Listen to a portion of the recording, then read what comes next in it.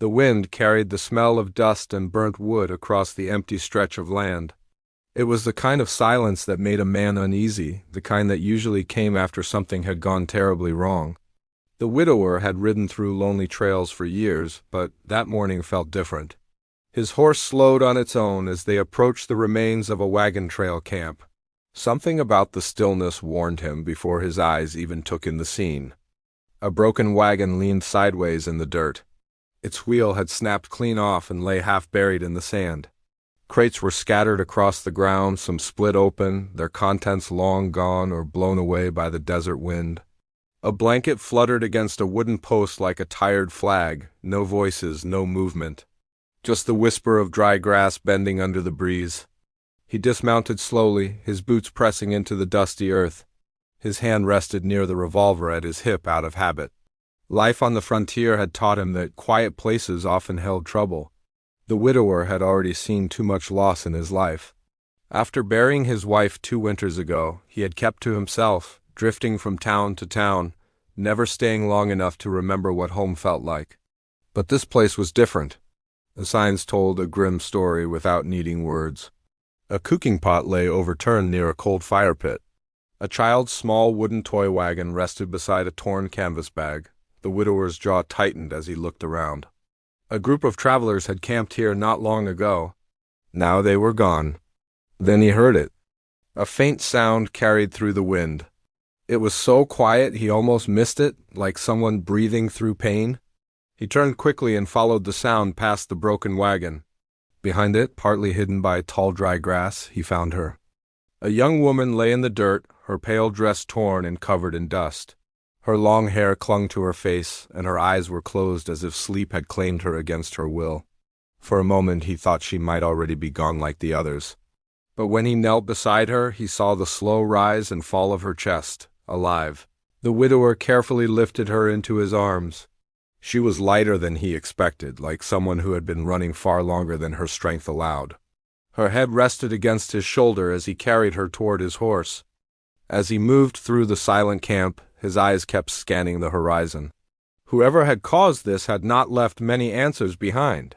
Only questions and a feeling that danger had not traveled far. The woman stirred slightly in his arms, her lips parting as if she wanted to speak. A single weak whisper escaped her. One word, run. The widower stopped walking. Far across the open land, just beyond the rise of a distant hill, a thin cloud of dust had begun to move. Someone was riding hard in their direction. The widower stood still for a moment, the woman resting weakly in his arms while the wind swept dust across the empty ground. His eyes stayed fixed on the distant cloud rising beyond the hill. It was small but steady, the kind made by a horse pushed to ride hard. Someone was coming, and whoever it was had not yet seen him. He wasted no more time. He carried the woman to his horse and carefully laid her across the saddle before climbing up behind her. His horse shifted under the extra weight but stayed calm. The widower turned the animal away from the ruined camp and guided it toward a narrow trail that cut through a stretch of dry brush and scattered rocks. It was not the fastest path, but it would hide them for a while. As the horse moved forward, he glanced back once more at the broken wagons and silent ground they were leaving behind. He had seen rough places before, but this one felt wrong in a deeper way. Travelers did not simply vanish without leaving a trace of struggle or sound. The quiet of that place felt forced, like fear had chased life away. The woman stirred again as the horse climbed a shallow ridge. Her breathing was uneven, but she was awake enough now to shift slightly. One of her hands weakly grabbed the front of his coat. "You have to go," she whispered, her voice thin with exhaustion. "We are going," he replied calmly. Her head moved faintly, as if she was trying to look behind them. Even in her weak state, the fear in her face was clear. It was not the fear of what had already happened at the camp. It was the fear of something still coming. The widower kept riding. He had lived most of his life on quiet land west of the small river towns. Years ago, he had owned a modest patch of farmland with his wife. Their days had been simple. Sunrise meant work in the fields. Evenings meant a lantern on the porch and the sound of crickets drifting through warm air. But sickness had taken her slowly, leaving the house empty long before he finally locked the door and walked away. Since then he had become a man who stayed on the road. Small towns, long trails, and lonely miles had become his routine. He avoided trouble when he could, but trouble had a way of finding anyone who rode the frontier long enough. The woman shifted again, trying to lift her head. "You should not help me," she said quietly. He frowned slightly. "Too late for that. They will come," she murmured. "They always do." Her words were barely louder than the wind brushing past them, but they carried enough weight to make the widower think carefully about the dust cloud he had seen. Riders chasing someone usually meant one thing out here, and it rarely ended well. They rode for nearly an hour before he slowed the horse near a line of tall rocks that offered some cover from the open plains. The land dipped slightly there, creating a shallow path where travelers could pass without being easily spotted. He guided the horse behind the rocks and finally stopped. The woman had grown quiet again, her strength fading after the few words she had managed to speak. The widower slid down from the saddle and gently helped her sit against one of the stones. Up close, he noticed something he had missed before. Around her wrist was a thin piece of cloth tied tightly, almost like someone had tried to hide a mark beneath it. Before he could ask about it, the faint sound of distant hooves drifted across the wind. Someone was getting closer. The sound of hooves rolled across the dry land like distant thunder. It was faint, but steady enough to make the widower look toward the open plains beyond the rocks. Whoever was riding out there was covering ground quickly. He crouched beside the woman and listened carefully. Out on the frontier, a man learned to judge distance by sound alone. These riders were still far enough away, but they were heading in the right direction. The woman's eyes slowly opened. They were tired and shadowed with fear, yet there was sharp awareness behind them. She looked at the rocks around them, then at the horse, and finally at the widower. "You should leave me," she said quietly. He shook his head once. "Not happening. You do not understand," she replied. Her voice trembled, but not from weakness alone. "Those men will not stop?" The widower leaned back slightly against the rock, keeping his eyes on the horizon. "Men who chase someone across this much land usually have a reason. Question is whether that reason is worth running from." For a moment she did not answer. Her fingers moved slowly to the cloth tied around her wrist. She hesitated before pulling it down just enough for him to see a dark mark pressed into her skin. It looked like a small symbol burned long ago, faded but still clear. "It means I belong to him," she whispered. The widower studied the mark. Out here, brands were usually for cattle or horses. Seeing one on a person sent a cold feeling through him. "Who is him?" he asked. She looked away toward the distant hills. "A man who does not forgive," she said. "A man who thinks everything has a price." The hooves sounded again in the distance, a little louder this time. The widower stood and walked a few steps up the slope of rocks to get a better look. The land stretched wide and empty under the bright sky. For a moment he saw nothing. Then the dust appeared again. More than one rider now. He counted carefully as shapes began to form within the cloud. 1, 2, 3, maybe 4 horses moving together, cutting across the open land like hunters following a trail. He stepped back down from the rocks. "They are tracking something," he said. "Maybe us, maybe someone else." Her face turned pale. "It is us." He studied her for a moment. "You seem pretty certain." "I have been running for weeks," she said quietly. "They find every town I hide in, every road I take. Someone always sees something. Someone always talks." The widower thought about the broken wagon camp again, the scattered crates, the cold fire pit, the quiet that felt wrong. "You were traveling with those people?" he said slowly. She nodded faintly. "They offered me a place with them for a few days." Sod's safety came in numbers. Her voice weakened. But numbers did not matter when the riders came. The widower did not press her for more. He could imagine enough on his own. Out here, fear traveled faster than wagons, and men with power often left empty trails behind them. He walked to his horse and checked the saddle strap, tightening it with calm movements. "You planning to keep running?" she asked softly. He glanced at the riders again, still distant but closing. "Not exactly," he replied. She frowned slightly. "What does that mean?" He rested a hand on the saddle horn and looked toward the approaching dust cloud. "It means," he said quietly, I want to see who is so determined to chase one frightened traveler across half the frontier. The woman's expression filled with sudden worry. You do not know the man leading them. The widower swung back into the saddle. You might be right, he said. The sound of hooves grew louder across the plains. The widower pulled the reins gently and guided the horse deeper along the narrow path behind the rocks. The land here twisted through low ridges and scattered brush, giving them a little cover from the wide open plains. The riders would still find the trail if they looked hard enough, but at least they would not see them right away. Behind him, the woman held onto the saddle with weak hands.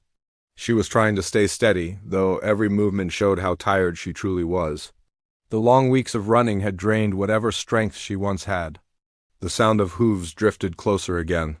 This time it was clearer, several horses, moving fast. The widower slowed the horse and listened carefully. His mind worked through the land around him. He had traveled these trails before. There was a narrow canyon ahead, barely wide enough for a wagon. It curved through a line of tall stone walls and opened toward a river valley on the other side. If they reached it first, they might buy some time. But the riders were gaining. You are not afraid of them, the woman said quietly from behind him. He did not turn around. His eyes stayed fixed on the dusty trail ahead. Everyone fears something, he answered.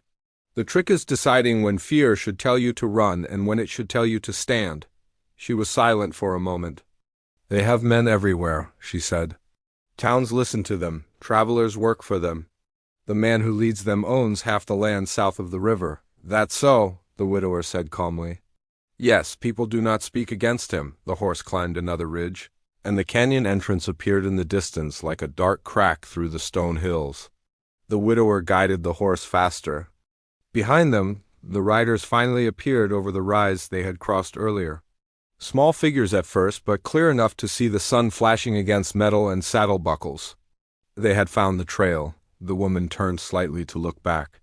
Her face tightened with worry. They see us, she whispered. The widower did not need to look. The sudden change in the rhythm of hooves told him everything. The riders had pushed their horses harder. He urged his own horse forward. Dust kicked up behind them as they raced toward the canyon opening. The ground here was rough, scattered with stones and dry brush that snapped under the horses' hooves. The wind rushed past them, carrying the growing thunder of the pursuit. They reached the canyon entrance just as the riders crossed the ridge behind them. The stone walls rose high on both sides, casting long shadows across the narrow path. Inside, the air felt cooler and quieter, but the sound of hooves echoed louder between the rock walls. The widower slowed slightly as they moved deeper into the canyon. He studied the ground, the curves of the path, the fallen stones along the sides. His eyes measured distance and space, the way a man does when he knows the next few minutes may decide everything. The woman noticed the change. "You are thinking about something," she said. "Maybe," he replied. The riders entered the canyon behind them. Their voices faintly echoed through the stone walls, rough and confident. They believed they had already won. The widower reached a bend in the canyon where the path narrowed sharply between two heavy rock slopes. Large loose stones rested along the edges of the trail. He finally stopped the horse. The woman looked at him in surprise. "They are right behind us," she said. "I know," he answered. The sound of hooves thundered closer, echoing louder with every second. The widower slid down from the saddle and walked toward the loose stones beside the narrow path. His eyes moved carefully across the rocks and the steep slope above them. Then he looked back toward the approaching riders. The first horse appeared around the canyon bend. The first rider rounded the bend with confidence, his horse pushing hard through the narrow canyon trail. 3 more followed close behind him, their shadows stretching across the stone walls. They had ridden far and fast, certain the chase was nearly over. The widower stood beside the slope of loose rock, calm and steady. The canyon narrowed at that point, leaving only a tight passage between the steep walls. His eyes moved from the riders to the heavy stones resting above the trail. The lead rider slowed when he saw him. "Well now," the man called out with a rough voice. "Looks like you finally ran out of road." The widower said nothing. He simply rested one boot against a large stone wedged in the dirt near the slope. The riders approached cautiously. Dust clung to their coats and hats. Their horses snorted from the long ride. The man in front studied the widower for a moment. Then his gaze shifted to the woman sitting weakly on the saddle behind the horse. "There she is," he said with a thin smile. "Been a long chase." The woman lowered her eyes, her hands tightening slightly on the saddle. The widower finally spoke. "She does not look like she wants to go with you," the rider chuckled. "That is not your concern." The widower glanced at the narrow trail behind them, then at the steep rocks above. "Seems like it became my concern the moment you started chasing her across the frontier." The rider's smile faded. "You do not know who you are dealing with." "Maybe not," the widower replied calmly. "But I know this canyon." For a brief second the riders hesitated, unsure of what he meant. Then the widower kicked a stone. The heavy rock shifted under his boot. It rolled forward, striking the stones below it. That movement sent several more rocks tumbling down the steep slope. Within seconds the entire loose section gave way.